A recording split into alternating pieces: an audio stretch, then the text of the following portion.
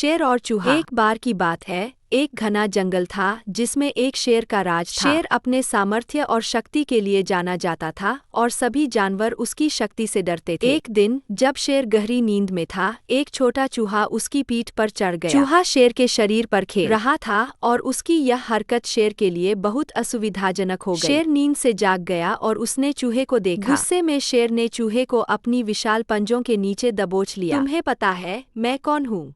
शेर गर्जना करते हुए बोला, मैं जंगल का राजा हूँ और तुम जैसे छोटे जीव को मुझसे खेलते हुए देखकर मुझे अच्छा नहीं लगता। चूहा डर के मारे कांपते हुए बोला, मुझे माफ कर दो महामहिम।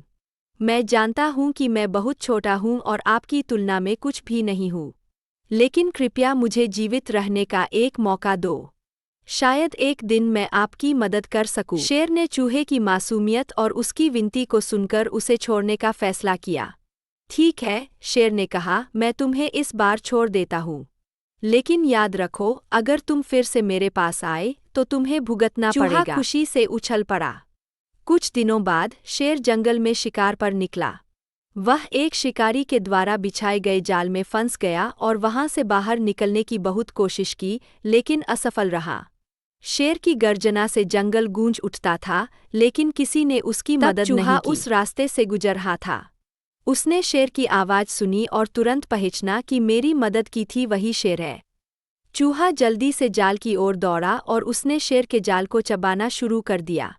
चूहे की छोटी छोटी दांतों से जाल के धागे टूटने लगे और अंततः शेर आजाद हो गया। शेर चूहे की इस मदद से हैरान और प्रभावित हुआ। उसने चूहे से कहा, आज तुमने मुझे मेरी गलती समझा दी।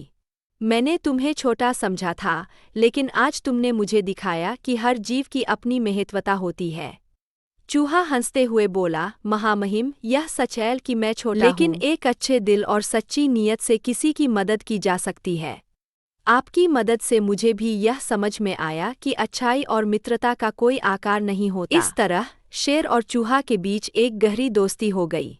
शेर ने सीखा कि किसी को उसके आकार या शक्ति के आधार पर आंकना गलत होता है, और चूहा ने यह सीखा कि हर किसी में कुछ खास बात होती है जिसे सम्मान देना चाहिए। किसी की अच्छाई और मूल्य का निर्धारण केवल उसकी बाहरी उपस्थिति से नहीं किया जा सकता।